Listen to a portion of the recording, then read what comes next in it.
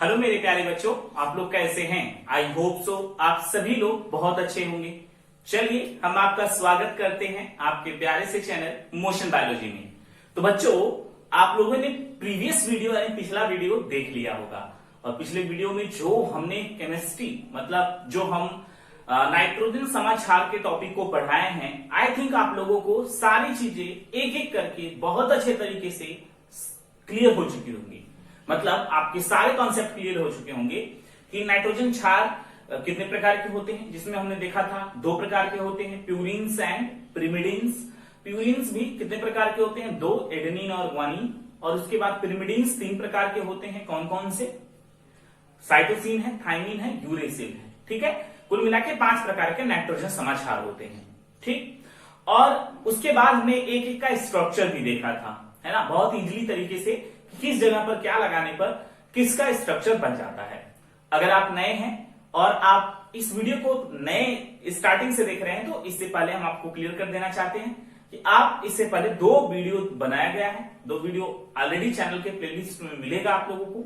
आप वहां से जाकर पहले स्टार्टिंग से पहला लेक्चर, दूसरा, फिर इस लेक्चर को कंटिन्यू करिए। सब कुछ बहुत अच्छे तरीके से समझ में आएगा बच्चों। तो आज हम फिर से वही केमिस्ट्री की लैंग्वेज और वही टॉपिक जो कि जहां हम कल बता ही रहे थे आपसे कि कल भी हम केमिस्ट्री ही पढ़ाएंगे। मतलब बायोलॉजी में केमिस्ट्री है, ठीक है, यानी कि हम अलग से केमिस्ट्री पढ़ा रहे हैं आप लोगों को। तो आज हम वहीं से स्टार्ट करेंगे और बहुत इजीली तरीके से हम अपने सारे कॉन्सेप्ट को क्लियर करेंगे। तो चलिए अब हम बात करते हैं कोसेल वाले एक्सपेरिमेंट को। तो हमने देख लिया था, है ना, पहले लेक्चर में कोसेल वाले एक्सपेरिमेंट को हमने बताया था जिसमें नाइट्रोजन क्षार का उन्होंने डिस्कवर किया था। लेकिन अब जो हम डिस्कस करने जा रहे हैं, आज की जो लेक्चर क्लास है वो लेविन के ऊपर है। लेविन और उसके बाद किस प्रकार से डीएनए बना, किस प्रकार से आरएनए बना, हम एक एक टॉपिक को डिस्कस करेंगे। पर लेविन की बातें अगर याद हो तो 1909 में यानी 1919 ईस्वी में उन्होंने बताया कि डीएनए या फिर आरएनए मतलब जो हमारा आनुवंशिक पदार्थ होता है, उस आनुवंशिक पदार्थ में शर्करा पाई जाती है और उस शर्करा का नाम क्या है? राइबोज शर्करा है। फिर 20 साल बाद लेविन फिर से बताते हैं कि जो हमें शर्करा प्राप्त हुई थी, यानी कि एक और टाइप्स की शर्करा है, यानी जो डीएनए है उसमें हमें दूसरे नंबर पे मतलब जो ऑक्सीजन ग्रुप वहां पर नहीं है। ठीक है, तो जो हम बोल रहे हैं आई थिंक आपको थोड़ा कम समझ में आया हो, बट चिंता मत करिए, आप सही जगह पर हैं। हम आपको बताने जा रहे हैं स्ट्रक्चर। ठीक है, स्ट्रक्चर के थ्रू समझाएंगे आप लोगों को कि क्या, कौन सी शर्करा कहां और कौन सी शर्करा कहां उपस्थित है। तो शर्करा की बात ही कर लिए तो हेडिंग ही बना लेते हैं शर्करा। ठीक है, हमारी पहली हेडिंग कौन सी है? शर्करा। बच्चों, आनुवंशिक पदार्थ में शर्करा 2 प्रकार का होता है। ठीक है, यानी जो हमारा सेल होता है यूकैरियोटिक सेल अगर कहें तो उसमें 2 प्रकार की शर्करा, मेनली जो आनुवंशिक पदार्थ होता है हमारा, यानी डीएनए आरएनए की बात कर रहे हैं। ठीक है, तो कितने प्रकार का होता है? 2 प्रकार का होता है। पहली बात करते हैं हम राइबोज शर्करा की। ठीक है, पहली हेडिंग हम बना लेते हैं राइबोज शर्करा। ठीक, 11वीं की क्लास में ये भी पढ़े हैं, बट चिंता मत करिए, हम आपको यहां पर समझा दे रहे हैं। अब राइबोज शर्करा जो होती है उसमें कितने कार्बन होते हैं, कितने हाइड्रोजन होते हैं, कितने ऑक्सीजन होते हैं, उसी के बारे में डिस्कस कर रहे हैं। तो पहले उसका फार्मूला लिख लेते हैं, है ना। तो राइबोज शर्करा का जो फार्मूला है वो है C5 और उसके बाद H10 और O5। ये हमारा क्या है? राइबोज शर्करा का क्या है? फार्मूला है बच्चों। ठीक है, कौन सा? C5H10O5। हम राइबोज शर्करा का चक्रीय संरचना बनाते हैं। ठीक है, ध्यान से देखिएगा आप लोग।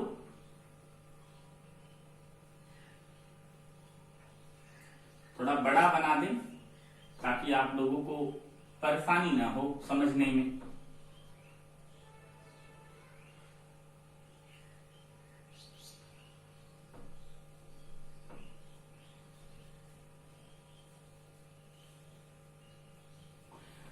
ठीक, ये तो चक्रीय संरचना हो गई किसकी? राइबोज शर्करा की। अब हम हाइड्रोजन और ऑक्सीजन एक एक जगह पर लगा देते हैं। यहां OH, H, यहां OH, यहां पर H, यहां पर OH, यहां H, यहां हाइड्रोजन लगेगा और यहां पर CH2OH। बच्चों जो ये स्ट्रक्चर देख रहे हैं ये है हमारी राइबोस शर्करा का स्ट्रक्चर, मतलब राइबोस शर्करा की संरचना। कौन सी है, कैसी है, ध्यान से देखिए आप लोग। कार्बन की संख्या यहाँ पर कितनी है, 5। तो एक कार्बन यहाँ पर है, दूसरा यहाँ पर, तीसरा यहाँ पर, चौथा यहाँ पर और पांचवा यहाँ पर। हाइड्रोजन की संख्या यहाँ पर 10 है, तो 1 2 3 4 5, ठीक है। यहाँ पर 2 हो गया, ये 2 4, 2 6 और ये 2 8 और ये 2 10, ठीक है। हाइड्रोजन भी 10 हो गया। अब ऑक्सीजन की बात करें तो ऑक्सीजन की संख्या यहाँ पर कितनी है, 5 है बच्चों। तो ऑक्सीजन की संख्या 5 है, तो काउंट करिए, 1 यहाँ पर, 2 यहाँ पर, तीसरा यहाँ पर और चौथा यहाँ पर और पांचवा यहाँ पर है, बीच में रिंग में भी ही है एक ऑक्सीजन, ठीक है। तो राइबोस शर्करा का स्ट्रक्चर आप लोगों ने देख लिया, जिसका सूत्र क्या है, C5H10O5, ठीक है। इसको आप नोट कर लेंगे अपनी नोट कॉपी में, आसान है ना बच्चों। तो चलिए या तो स्क्रीनशॉट ले लीजिए या फिर इसको नोट कर लीजिए। अब हम आगे बढ़ते हैं डीऑक्सीराइबोस शर्करा के बारे में, लेकिन इससे पहले इसको बता दें, अगर जेनेटिक मटेरियल हमारा आरएनए की बात करें, अगर हमारा आरएनए होगा, है ना, आनुवंशिक पदार्थ अगर आरएनए हो या फिर आरएनए की ही बात करें, तो उसमें किस प्रकार की शर्करा होगी, राइबोस शर्करा होगी। यानी हमेशा याद रखो आरएनए में राइबोस शर्करा होती है, ठीक है बच्चों। क्लियर हो गया है ना, ये क्लियर हो गया। चलिए हम इसको अब हम आगे यानी दूसरा टाइप पढ़ते हैं, डीऑक्सीराइबोस शर्करा, जिसको लेविन ने 20 साल बाद डिस्कवर किया, यानी 1929 ईस्वी में, 1929 यानी कि 1929 ईस्वी में या 29, जिसमें लेविन ने बताया कि आनुवंशिक पदार्थ में एक और प्रकार की शर्करा होती है। कौन होती है, हम आगे बताते हैं। चलिए हम इसको इरेज नहीं कर रहे हैं क्योंकि इसी से मिलता जुलता मैक्सिमम टॉपिक है डीऑक्सीराइबोस का, तो आप लोग अलग से हेडिंग बनाकर लिखेंगे, ठीक है। तो हम यहां पर लिख देते हैं डीऑक्सीराइबोस शर्करा, डीऑक्सी, ठीक है। हमने डीऑक्सी खाली बढ़ा दिया। अब अगली हेडिंग आपकी होगी ये डीऑक्सी, और उसका सूत्र होता है, एक ऑक्सीजन यहां से कम कर दीजिए, ये O4, ठीक है, C5H10O4। और हमें इस स्ट्रक्चर में कहां से कम करना है, तो ये पहला है, ये दूसरा नंबर है, ये तीसरा है, ये चौथा है और ये पांचवा कार्बन है। तो हमें दूसरे नंबर के ऑक्सीजन को यानी हाइड्रोक्सिल समूह जो है उसमें से एक ऑक्सीजन को कम कर दीजिए आप लोग। जो स्ट्रक्चर बनेगा बच्चों वो होगा कौन सा, डीऑक्सीराइबोस शर्करा। केवल एक ऑक्सीजन कम हुआ था, देख सकते हैं आप लोग, दूसरे नंबर पे एक ऑक्सीजन नहीं है, यानी ऑक्सीजन की संख्या कितनी है, 4 ही है। तो काउंट करिए, 1 2 यहाँ 3 और एक यहाँ पर 4, ठीक है बच्चों। ये जो स्ट्रक्चर बना है, ये स्ट्रक्चर किसका है, ये डीऑक्सीराइबोस शर्करा का है। नाम कैसे पड़ा, ध्यान से देखिए। डीऑक्सी मतलब एक ऑक्सीजन कहीं ना कहीं कम होगा, तो ऑलरेडी दूसरे नंबर पर कम है, तो डीऑक्सी, और ये राइबोस का रिंग है तो राइबोस, और शर्करा होता है तो शर्करा। नाम देख लिए आप लोग, डीऑक्सीराइबोस शर्करा, ठीक है बच्चों। है ना आसान, बहुत आसान है ना, समझ गए होंगे आप लोगों। तो ये सूत्र याद रखिएगा, स्ट्रक्चर भी याद रखिएगा आप लोग, इसका स्क्रीनशॉट ले लीजिए, ले लिए। चलिए, तो आप लोगों को ये शर्करा के बारे में पता चल गया कि जो हमारा आनुवंशिक पदार्थ आरएनए और डीएनए होता है उसमें कौन सी शर्करा होती है।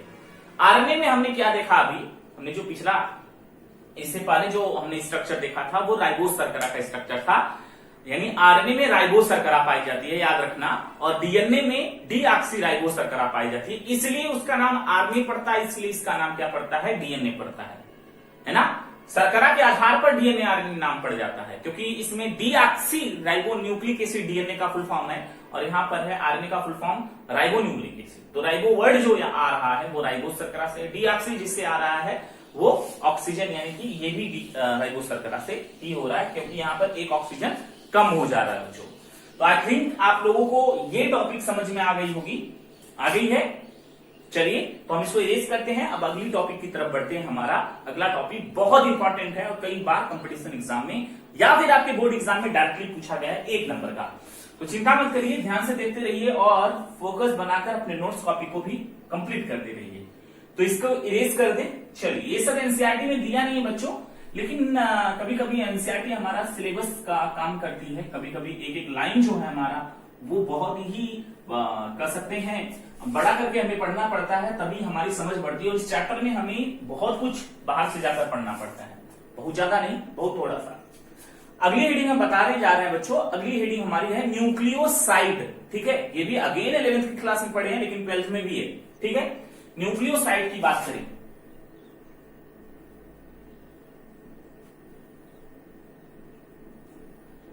न्यूक्लियोसाइड, ठीक, न्यूक्लियोसाइड जो होता है वो कौन होता है, अभी हम एकदम सिंपल लैंग्वेज में आपको बता देते हैं, एक लाइन में। ठीक है, ध्यान से देखिए, अगर न्यूक्लियोसाइड होगा तो उसमें होगा क्या,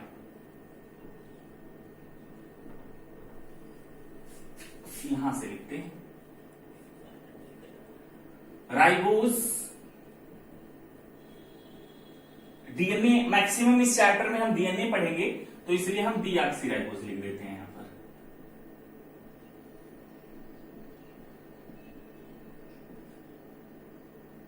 डीऑक्सीराइबोज शर्करा प्लस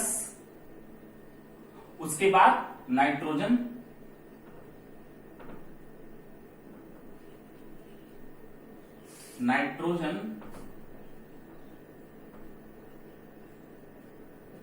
समाचार। बच्चों, डीऑक्सीराइबोज शर्करा और नाइट्रोजन समाचार जब आपस में मिलेंगे यानी जुड़ेंगे तो उसको हम बोलते हैं न्यूक्लियोसाइड। क्या बोलते हैं बच्चों, न्यूक्लियोसाइड, है ना। समझ गए इतनी बात, हमने क्या बोला, जब डीऑक्सीराइबोज शर्करा और नाइट्रोजन समाचार आपस में जुड़ेंगे तो उसको हम क्या बोलेंगे, न्यूक्लियोसाइड। तो बच्चों, डीऑक्सीराइबोज शर्करा या फिर यहां पर राइबोज शर्करा भी हो सकता है। अगर आरएनए होगा तो राइबोज शर्करा प्लस नाइट्रोजन समाचार, अगर डीएनए होगा तो डीऑक्सीराइबोज शर्करा प्लस नाइट्रोजन समाचार। ठीक है, समझ गए ना। हम ध्यान से सुनिए, न्यूक्लियोसाइड किसको किसको कर सकते हैं। अगर आरएनए पढ़ रहे हैं तो आरएनए अगर होगा तो ये डीऑक्सी नहीं होगा, केवल राइबोज शर्करा और नाइट्रोजन समाचार होगा। और डीएनए की बात करेंगे तो डीएनए के न्यूक्लियोसाइड में डीऑक्सीराइबोज शर्करा प्लस नाइट्रोजन समाचार होता है। ठीक है बच्चों, इतना क्लियर हो गया ना, इसमें किसी को कंफ्यूजन नहीं है।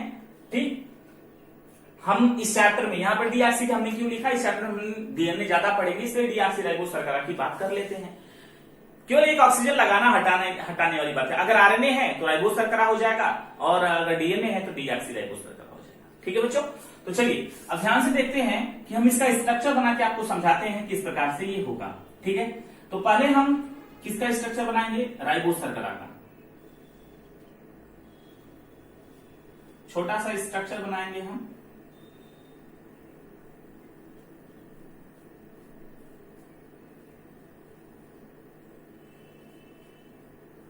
ठीक, और आपको पता है यहां पर क्या लगा है, यहां पर क्या है, यहां पर यहां पर क्या है, यहां पर तो यहां पर OH है, यहां H है, यहां पर OH है, यहां H है, यहां OH है, यहां पर H है और यहां पर CH2OH है और यहां पर H है। ये छोटा सा स्ट्रक्चर बन गया किसका, हमारा राइबोज का। लेकिन हम यहां पर लिखे हैं डीऑक्सी, तो यहां पर ऑक्सीजन नहीं होगा, यहां पर केवल कौन होगा, हाइड्रोजन होगा। ठीक है, तो ये बन गया हमारा डीऑक्सीराइबोज शर्करा का। अब इसको नाइट्रोजन समाचार जोड़ते हैं। अब नाइट्रोजन समाचार जोड़ने के लिए यहां पर एडेनिन जोड़ सकते हैं, ग्वानिन जोड़ सकते हैं, या फिर आप थाइमिन जोड़ सकते हैं। यूरेसिल, अगर आरएनए होगा तो यूरेसिल जोड़ेंगे, अगर डीएनए होगा तो थाइमिन जोड़ेंगे। ध्यान से सुन लीजिए, हमने क्या बोला, आरएनए होगा तो यूरेसिल जोड़ेंगे और डीएनए होगा तो थाइमिन जोड़ेंगे। ठीक बच्चों, तो कहां जोड़ेंगे, कैसे जोड़ेंगे, हम उसका स्ट्रक्चर एक काम करते हैं, हम एक स्ट्रक्चर ड्रॉ कर देते हैं। किसका, चलिए एक स्ट्रक्चर हम बना लेते हैं एडेनिन का। ठीक है, एडेनिन का स्ट्रक्चर यहां पर ड्रॉ कर लेते हैं। ध्यान से देख लीजिए, पहले आपको पता है कि एडेनिन का स्ट्रक्चर जो बनता है उस स्ट्रक्चर में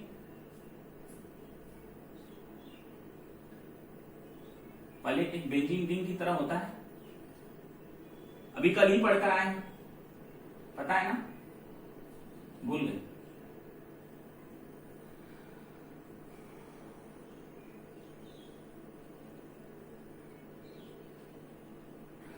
इसके पहले पे नाइट्रोजन होता है, और उसके बाद इसके तीसरे पे नाइट्रोजन होता है, इसके सातवें पे नाइट्रोजन होता है, और इसके नौवें पे नाइट्रोजन होता है। ठीक है, डबल बॉन्ड एक यहां होता है और एक यहां है, एक यहां है और एक यही था प्यूरिन का स्ट्रक्चर। प्यूरिन का स्ट्रक्चर यही था ना। और अगर हम यहां पर NH2 ग्रुप लगा दें, NH2, तो ये स्ट्रक्चर हो जाता है किसका? एडेनिन का बच्चों। ठीक है बच्चों, एडेनिन का स्ट्रक्चर हो जाता है। इतना क्लियर है? इतना क्लियर है? तो हम इस वाले स्ट्रक्चर को थोड़ा इधर बनाते हैं ताकि आपको थोड़ा समझाने में आसानी हो। ठीक है, इसी वाले स्ट्रक्चर को इधर बनाएंगे थोड़ा, है ना, वो थोड़ा दूर बन गया है। ये किसका स्ट्रक्चर हो गया है? एडेनिन का। इतना क्लियर है ना? चलिए, हम अभी राइबोस शर्करा बनाए थे तो उसका स्ट्रक्चर हमें ड्रॉ करना पड़ेगा।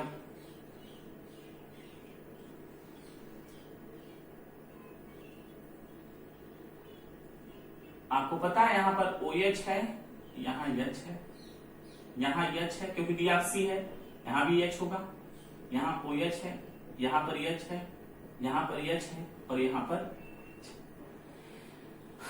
इतना क्लियर है बच्चों?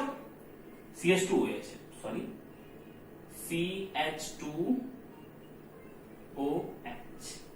ठीक, अब ध्यान से देखिए, इस नाइट्रोजन के पास एक हाइड्रोजन भी है। ठीक, ये स्ट्रक्चर किसका है? एडेनिन का स्ट्रक्चर है। यहां पर क्या लिखा? डीऑक्सीराइबोस शर्करा, तो ये है डीऑक्सीराइबोस शर्करा, है कि नहीं? ये डीऑक्सीराइबोस शुगर, ठीक है, ये है डीऑक्सीराइबोस शुगर। और ये नाइट्रोजन समाचार में कौन है? एडेनिन है। तो यहां पर देखिए, इसके 9वें स्थान पर एक हाइड्रोजन है, और जब ये हाइड्रोजन है तो ध्यान से देखिए, यहां पर ये इसके साथ जुड़ रहा है। देखिए, इसके साथ क्या कर रहा है? वो जुड़ रहा है। जुड़ रहा है कि नहीं जुड़ रहा है? यानी इस स्ट्रक्चर में देखेंगे आप लोग, तो यहां पर ये स्ट्रक्चर इसके साथ जुड़ने की कोशिश कर रहा है। ये यहां पर हाइड्रोजन यानी OH समूह और H, ये आपस में मिलकर वाटर बाहर निकाल रहे हैं, H2O।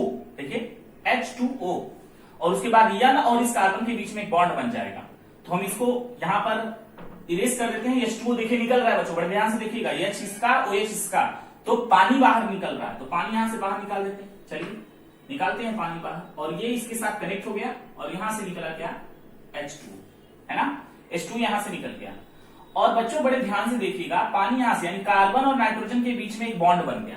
कार्बन और नाइट्रोजन के, यहां पर कार्बन है, यहां नाइट्रोजन है, इसके बीच में एक बॉन्ड बन गया, और इस बॉन्ड को बोलते हैं बच्चों, ध्यान से देखिएगा, इस बॉन्ड का नाम है N glycosidic bond. N glycosidic bond कहां बनता है? राइबोस शर्करा या डीऑक्सीराइबोस शर्करा और नाइट्रोजन समाक्षार के बीच में बनता है कौन सा बॉन्ड? N glycosidic bond. ठीक है, N ग्लाइकोसिडिक बॉन्ड बनता है किसके किसके बीच में? डीऑक्सीराइबोस शर्करा और नाइट्रोजन समाक्षार के बीच में जो बॉन्ड बनता है उसको हम बोलते हैं क्या? डीऑक्सीराइबोस शर्करा। ठीक है बच्चों, आसान है ना ये? कोई दिक्कत यहां पर किसी को? बताइए, कोई दिक्कत है तो बताइए। कोई दिक्कत नहीं है ना? तो हम इसको इरेज कर दें, इसको, या इतना समझ में आ गया? N ग्लाइकोसिडिक बॉन्ड और ये डीऑक्सीराइबोस शुगर है, इसके बीच में यानी डीऑक्सीराइबोस शुगर और प्लस नाइट्रोजन समाक्षार के बीच में एक बॉन्ड बना है N और कार्बन के बीच में, नाइट्रोजन कार्बन के बीच में, जिस बॉन्ड को हम क्या बोलते हैं? N ग्लाइकोसिडिक बॉन्ड कहते हैं। ठीक है, यहां पर एडेनिन, आप यहां पर ग्वानिन भी लगा सकते हैं, थाइमिन भी लगा सकते हैं, साइटोसिन लगा सकते हैं। डीएनए होगा तो थाइमिन लगेगा, और अगर आरएनए होगा तो यूरेसिल होगा। ठीक है, यूरेसिल होगा, याद रखिएगा, आरएनए होगा तो यूरेसिल होगा। इतना समझ में आ गया बच्चों? इतना समझ में आ गया? अब हम बात करते हैं न्यूक्लियोसाइड, और इसी से मिलता जुलता एक और नाम न्यूक्लियोटाइड। ठीक है, साइड के स्थान पर क्या हो जाता है? यहां पर टाइड हो जाता है। बच्चे ध्यान से नहीं पढ़ते हैं, जिससे गलती कर बैठते हैं, है ना, न्यूक्लियोटाइड। ठीक, अब न्यूक्लियोटाइड और न्यूक्लियोसाइड आप समझ गए इतना? तो अगर हम न्यूक्लियोटाइड की बात करें तो क्या इसमें अलग हो जाएगा? तो इसमें एक चीज और अलग होगा, आईपी, इनऑर्गेनिक फास्फेट, यानी कि अकार्बनिक फास्फेट, जो कि यहां पर क्या होता है? H3PO4। ठीक है, H3PO4 होता है। H3PO4 होता है जो कि क्या होता है, या आपस में जुड़ता है। और कहां जुड़ता है? डीऑक्सीराइबोस शर्करा से। डीऑक्सीराइबोस शर्करा या राइबोस शर्करा से कौन जुड़ता है? आईपी जुड़ेगा, यानी इनऑर्गेनिक फास्फेट, जो कि क्या है, H3PO4 है। ठीक है, ये जुड़ता है। और नाइट्रोजन समाचार, अगर ये तीनों होगा, यानी कौन कौन?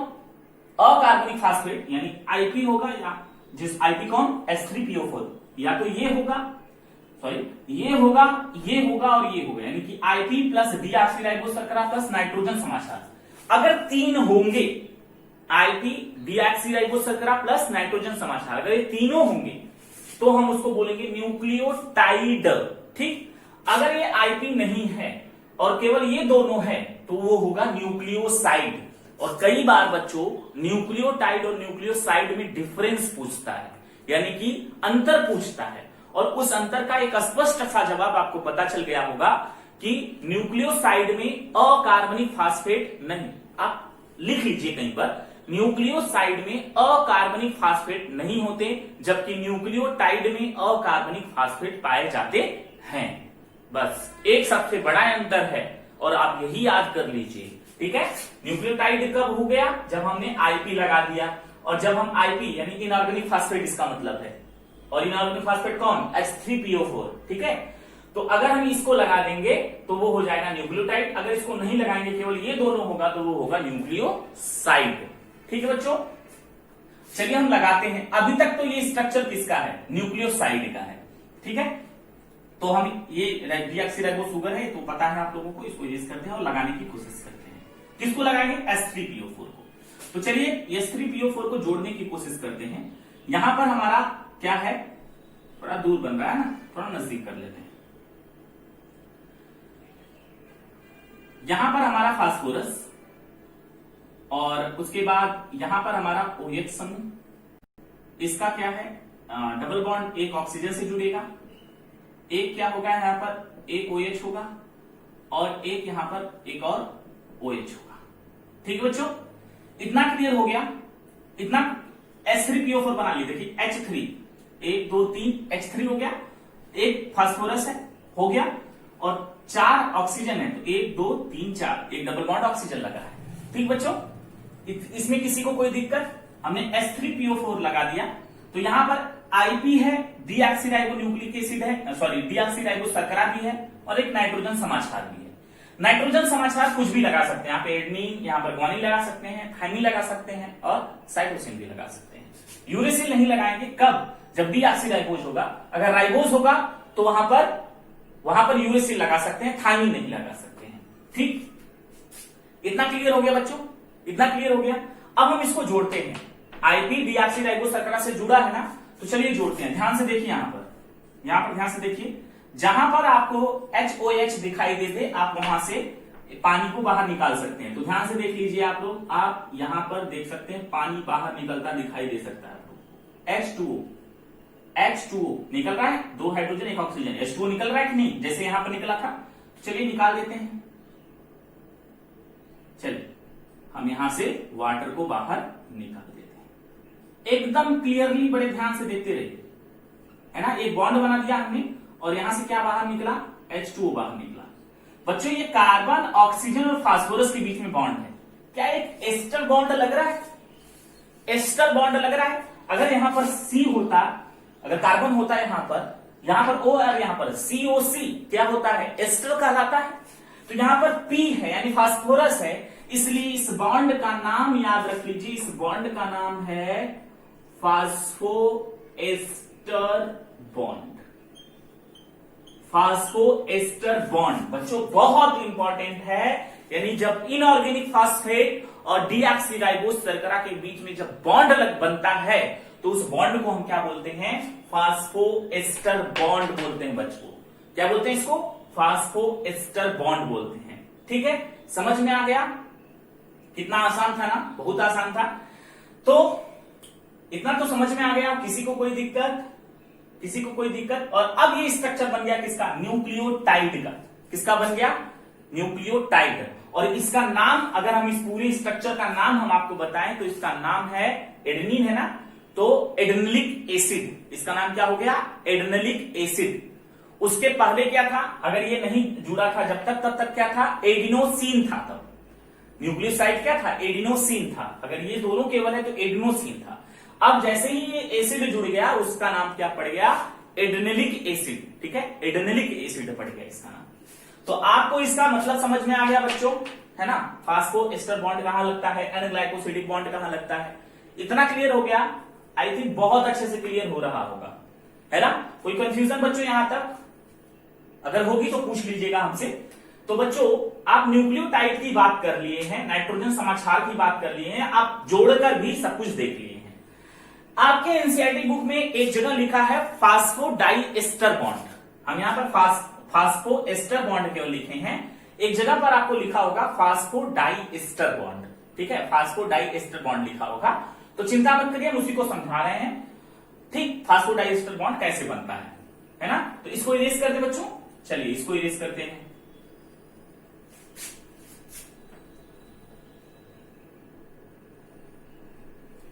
अब जो डीएनए मॉलिक्यूल्स होता है वो इस प्रकार के हजारों मतलब हजारों लाखों कर सकते हैं न्यूक्लियोटाइड से जुड़ कर बनता है। हमारा डीएनए का स्ट्रक्चर आप लोग जानते हैं, ऐसा होता है ना। तो ये केवल हम अगर बात करें तो केवल हम इतनी स्ट्रक्चर बनाए हैं, बाकी इतना बड़ा चेन है, हजारों लाखों हो सकता है इस तरीके का स्ट्रक्चर हो। ठीक है, तो वो जैसे एक ये है, इसके बाद दूसरा कैसे जुड़ेगा उसी को हम बताने जा रहे हैं। तो इसको इरेज करते हैं और आगे की तरफ बढ़ते हैं। तो अगला स्ट्रक्चर हम ड्रॉ करने जा रहे हैं किसका, न्यूक्लियोसाइड का। ठीक है बच्चों, न्यूक्लियोसाइड, किसी एक न्यूक्लियोसाइड का स्ट्रक्चर हम ड्रॉ कर लेते हैं। यहां पर हम बना लेते हैं ऑक्सीजन को। चलिए ऑक्सीजन,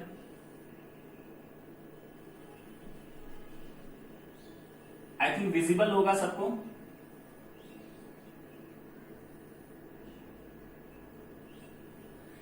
ये स्ट्रक्चर किसका बन गया बताइए। ये स्ट्रक्चर आई थिंक आप लोगों को समझ में आ रहा होगा, ये बन गया राइबोस शुगर का। अभी तो शुगर का स्ट्रक्चर बना है, यहां पर OH, यहां H, यहां पर H, यहां पर H, यहां पर OH, और यहां पर भी क्या है, H है, CH2OH, CH2OH, और यहां पर क्या है, H।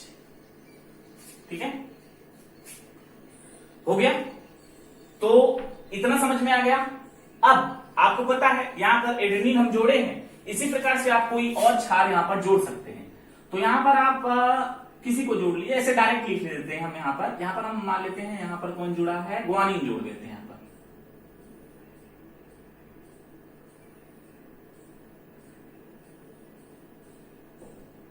ग्वानिन, जैसे ये 9वें स्थान पर हाइड्रोजन था, अगर आप इसका स्ट्रक्चर, यहां पर जगह नहीं है, ठीक है, ऊपर चला जाएगा और आपको विजिबल नहीं होगा, इसलिए नहीं बना रहे हैं। पिछली क्लास में ग्वानिन का स्ट्रक्चर बनाए हैं, ऐसा स्ट्रक्चर आप यहां पर बनाकर इस 9वें स्थान पर एक हाइड्रोजन होगा, वही चीज करना है सेम, यहां से पानी को बाहर निकाल देना है ना। तो आप यहां पर इसके साथ जोड़ सकते हैं किसको, ग्वानिन को। और ग्वानिन ऐसा ही स्ट्रक्चर सेम होता है, केवल यहां पर डबल बॉन्ड O हो जाता है और यहां पर NH2 हो जाता है ना। ग्वानिन का स्ट्रक्चर यही है ना, यहाँ डबल बॉन्ड O, यानी दूसरे स्थान पर क्या हो जाता है, NH2 हो जाता है। बाकी सारी चीजें सेम होती हैं। 9वें स्थान पर एक हाइड्रोजन लटका पड़ा होता है यहां पर, और आप इसी हाइड्रोजन से इस OH, यहां पर जो OH था, इसी OH से क्या करना है, बॉन्ड बनाना है, जैसे यहां पर बॉन्ड बना है। तो इतना तो कर ही लेंगे, आई थिंक आप समझदार है ना। तो N इस ग्वानिन के साथ इसका बॉन्ड बन गया और यहां पर H2O बाहर निकला, और जो बॉन्ड बना है आपको पता है N ग्लाइकोसिडिक बॉन्ड होता है। जैसे यहां पर हुआ है वैसे यहां पर हुआ है, सेम चीज है। अब बच्चों हम क्या बताना चाह रहे हैं, हम लोगों को फास्फोडाइएस्टर बॉन्ड के बारे में डिस्कस कर रहे हैं। ध्यान से देखिए, अब ये अलग है और ये अलग है, ये अलग है, ये पूरा अलग है, ये अलग है ना, क्लियर है।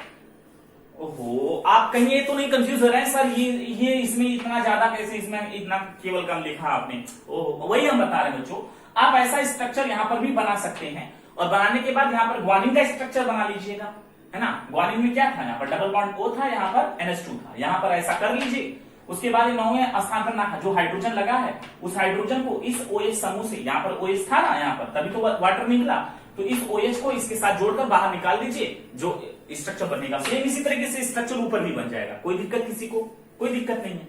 अब उसके बाद हमें ग्वानिलिक एसिड, अभी तो ये ग्वानोसिन है ना, क्योंकि यहां पर फास्फोरस अभी हम जोड़े नहीं है, H3PO4 जोड़े नहीं है, तो यहां पर हम H3PO4 भी जोड़ सकते हैं। तो जोड़ लीजिए आप लोग, यहां पर डबल बॉन्ड O, उसके बाद यहां पर हमारा OH और यहां पर हमारा OH और यहां पर भी हमारा OH। फिर से वही H2O बाहर निकलता दिखाई दे रहा है आप लोगों को, यहां पर देखिए ये निकलता बाहर दिखाई दे रहा है। तो चलिए बाहर निकालते हैं इसको। ये ऑक्सीजन है, इसके बीच में बॉन्ड बन गया और यहां से क्या निकला, बाहर H2O निकल गया और इसका नाम क्या पड़ गया, फास्फोएस्टर बॉन्ड, फास्फोएस्टर बॉन्ड। ठीक बच्चों, इसमें कोई कंफ्यूजन आई थिंक किसी को नहीं होना चाहिए, क्योंकि सेम स्ट्रक्चर ऊपर भी बना दिया गया है। हम बात कर रहे हैं फास्फोडाइएस्टर बॉन्ड की, है ना।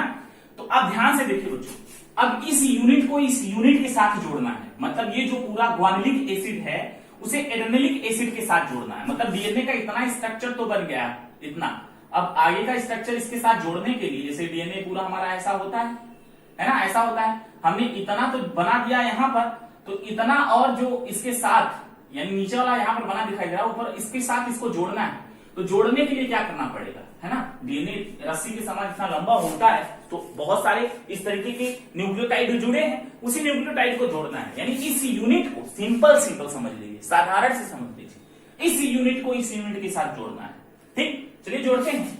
तो फिर से कहीं से पानी निकलता दिखाई दे रहा है, यहां पर देखिए H2O, एक हाइड्रोजन, दो हाइड्रोजन, एक ऑक्सीजन, या फिर यहां पर दोनों ये उड़ा दीजिए, कोई भी कुछ भी उड़ा सकते हैं आप लोग। तो देखिए निकालते हैं यहां से पानी बाहर, H2O निकला बाहर, चलिए निकालते हैं, इरेज कर देते हैं इतना, है ना। आपको इन सर इरेज अरे पानी बाहर निकाल रहे हैं तो इरेज नहीं करेंगे, ध्यान से। यहां पर हाइड्रोजन था तो हाइड्रोजन पानी के साथ बाहर निकलेगा, तो जैसे ही बाहर निकलेगा ध्यान से देखिए ये बॉन्ड बन गया, देखिए बॉन्ड बना, और यहां से क्या बाहर निकला, यहां से बाहर निकला H2O, है ना। यहां से एक हाइड्रोजन, यहां से दो OH, मतलब एक OH, ठीक है। यहां पर OH था कि नहीं था, नहीं था तो वीडियो पीछे करिए और देखिए भी वापस, ठीक है। यहां पर OH, यहां पर H, दोनों मिलकर H2O बाहर निकाल दिए। अब देखिए बच्चों, ये जो फास्फोरस है वो दो यूनिट से जुड़ा है, एक यहां से और एक यहां से। यहां पर भी POC, देखिए POC दो बार बॉन्ड बना रहा है, इसलिए इसका नाम पड़ता है बच्चों, क्या पड़ेगा इसका नाम, क्या लिखेंगे यहां पर हम, फास्फो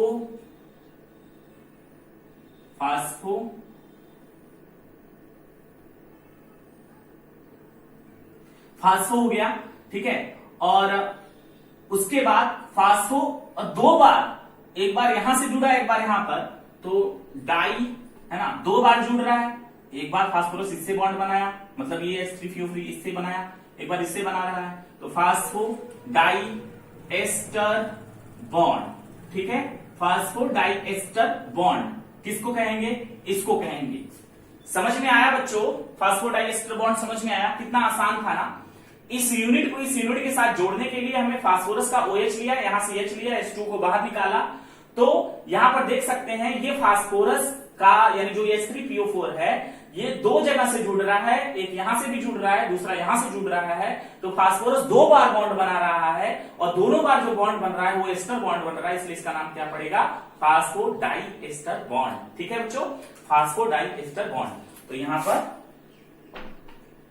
वो नहीं लिखे हैं, लिख देते हैं, नहीं तो पहले कमेंट करोगे सर जी गलत लिखे हैं।